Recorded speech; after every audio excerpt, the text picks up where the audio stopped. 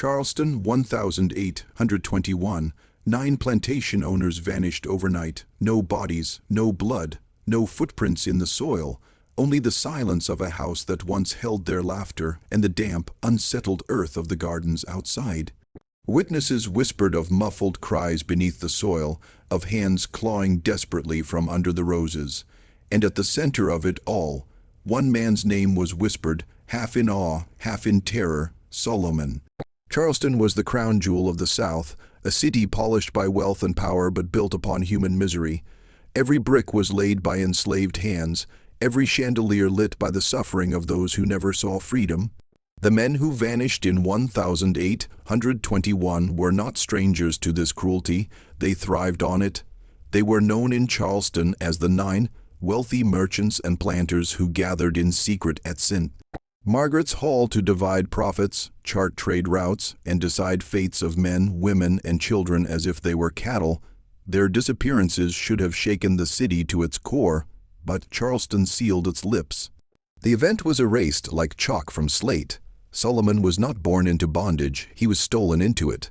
Taken from the rice coasts of West Africa, his people knew rituals of earth and bone, songs that could bend memory, prayers whispered into rivers.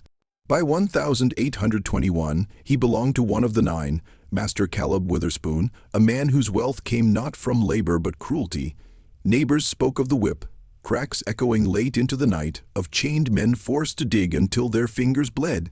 Solomon was Witherspoon's favorite target, yet behind his eyes smoldered a fire Charleston would come to fear.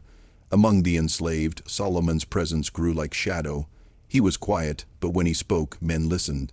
Women swore his hands could heal fevers by touch. Children followed him at night as if drawn by invisible thread. The elders whispered of the songs he hummed, songs not of sorrow, but of vengeance. Solomon was no ordinary man, they said. He carried memory, carried earth, carried the kind of knowledge that could not be broken with chains. On the night of May 12, 1821, the 9 gathered.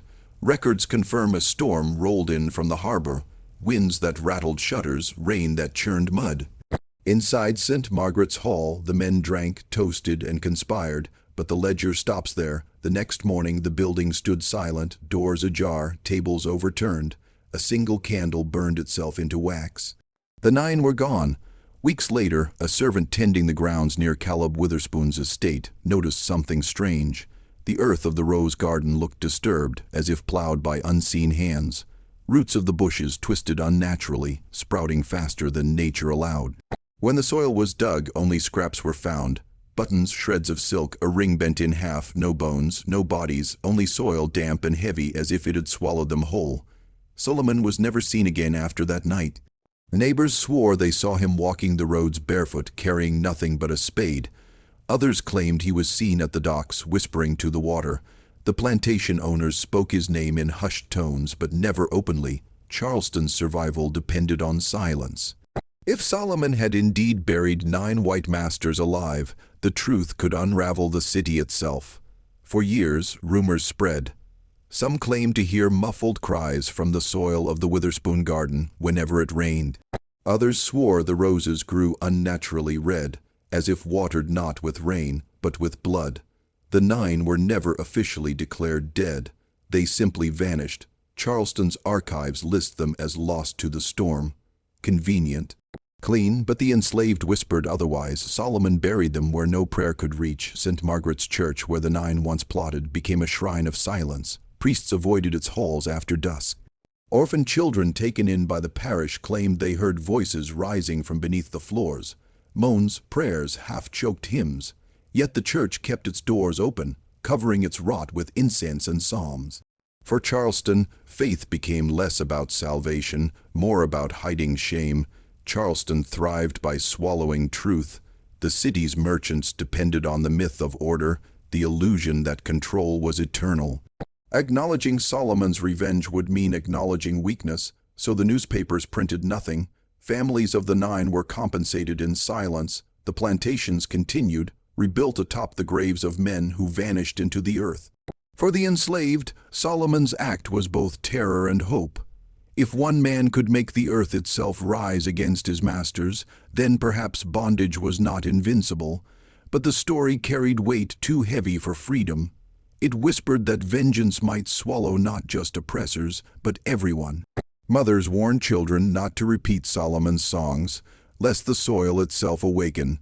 In secret, the enslaved kept a symbol alive, the spade, scratched into wood, etched into stone, whispered into prayers. To them it represented more than digging, it was reversal. The tool used to bury the enslaved became the weapon that consumed the masters.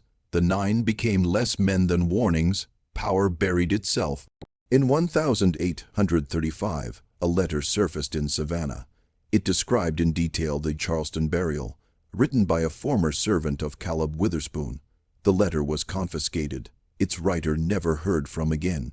But fragments survive, lines describing the sound of fingernails clawing beneath the roses, the cries of men calling for salvation as dirt filled their lungs. Children in Charleston orphanages told tales of a man with a spade, who visited them at night, placing fingers to his lips, telling them to stay silent. The sisters dismissed these as dreams, yet children drew crude images of roses, graves, and men screaming beneath soil. It was as if Solomon had become less man, more haunting. By the Civil War, Solomon's story was almost gone, buried like the men he had taken. Charleston's historians ensured the records told nothing, but silence does not erase memory. Among the freed, the story passed like an ember.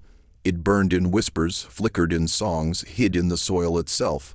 In 1892, during renovations on the Witherspoon estate, workers unearthed something strange.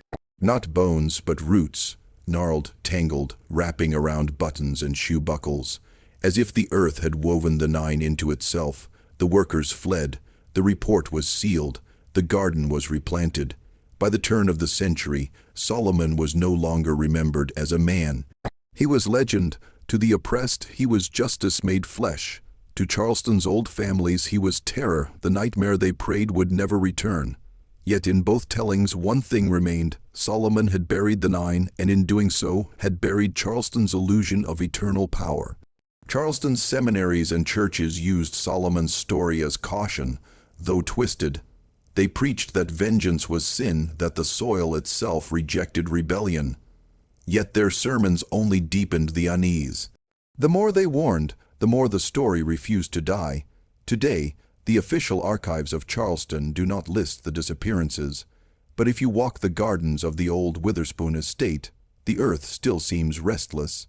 Roses bloom blood, red even in drought.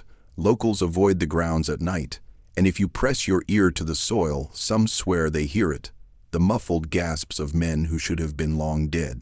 Solomon's revenge was not just an act of rebellion. It was a wound carved into the memory of a city that still refuses to speak it aloud. 9 men went into the earth, and the earth never gave them back. In silence, Charleston buried its masters. In silence, it buried Solomon, but silence does not last forever, and one day the soil may open again.